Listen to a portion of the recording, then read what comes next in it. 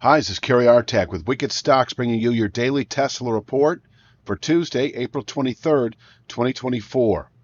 Let's take a look at the chart. Start with the big picture, work our way into the day itself. This chart says a lot, and that is that last week we closed clearly below the 156.94 channel bottom.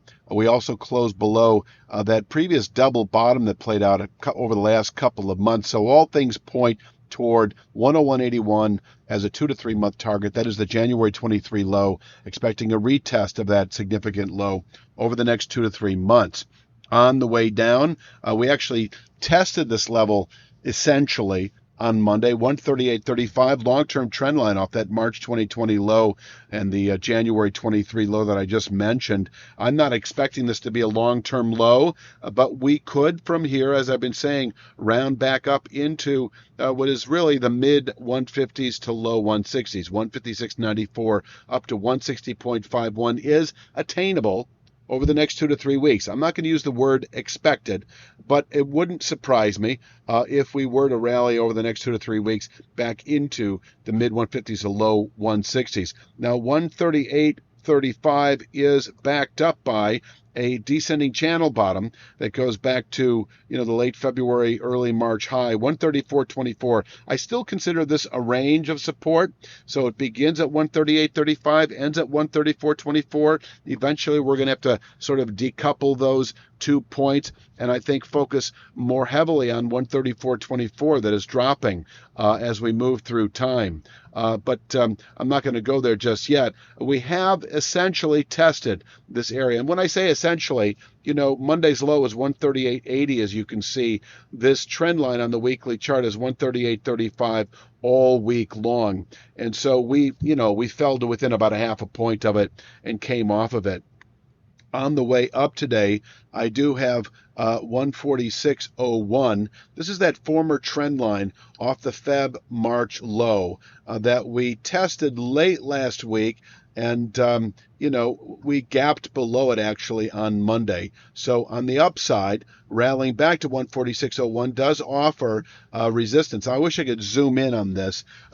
We should be zooming in on this actually. My apologies. But 146.01 can contain intraday buying, and below which 138.35 remains in reach today. If we push through 146.01, we don't have it shown here, but this low, this pullback low going back, I think this is May of 23.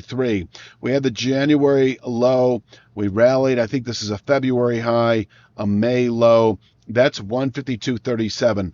With present volatility, that's a 10-point rally from where we are. I think we can anticipate a daily high there at 152.37. But, coming off of 138.35, I just want you to know that I do think the 158.10, 160.51 region, 156.94 on the weekly chart, that area is attainable over the next several weeks. And by one measure, closing back above 146.01 does heighten those odds. Certainly closing today back above 152.37, we're just likely 1 to 2 days away from reaching back into that meaningful zone of resistance that really is at 156.94 on the weekly chart, 160.51 double bottom as well on the weekly chart. That entire area able to contain buying through the rest of the second quarter, and below which 101.81 remains a 2 to 3 month target. Now, certainly if we were to close above this area later in the week, and I don't see it, but if we did, then we have a newly formed descending channel top at 180 even, and that will be our upward pivot point as we move through the rest of the second quarter and into the third. But there's no sense in spending too much time there. Let's see. We've got 134.24, the beginning of a range that actually begins at 138.35.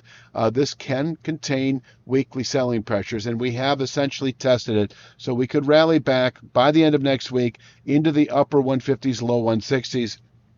However, just keep in mind that we are still expecting that 101.81 low from January following last week's sell signal. And if we close below 134.24, which is the channel bottom once again on the daily chart, then we should see 124.80, 24.48 tomorrow. And your 101.81 is right here. If we close today, and I don't expect it, but but it is certainly possible with the longer-term sell signal that is in play right now. If we close below 134.24, this low here, 101.81, right about here on the chart, I think you can see how that could be anywhere from 2 to 3 weeks from being tested. So what is presently a 2 to 3 month target, and we're 1 week into it right now, could be an accelerated descent that over the next 3 to 5 weeks we fall to 101.81 and make that within 2 to 3 weeks if we close today below 134.24. 134.24 to 138.35. It's a midpoint. It's a pivot point, able to contain weekly selling pressures. If you went short last week, you're a 3 to 5 day to 2 to 3 week swing trader. This is your area to take some profits anyway and consider perhaps reversing and going long back into the upper 150s. But if we close below 134.24 and you're still short, stay short for that 2 to 3 month target at 101.81 over the next 2 to 3 weeks. If you got out, I would suggest getting short, going back into the market short. Now, short could mean merely reaching for 102 strike out of the money puts that don't expire, for at least, I would go 6 months out on this 2 to 3 month play. But if you want to go 3 months out, you need an accelerated descent. I just sort of outlined the conditions for that, and that would be a settlement today below 134.24. Until then, as we test this area, and you're a 3 to 5 day, 1 to 2 week swing trader, you could go long. That might mean just reaching for 160 strike out of the money calls that don't expire for at least 3 or 4 weeks. But you could also just buy Tesla and hold out for the upper 150s within a couple of weeks of testing the 134.24 to 138.35 area.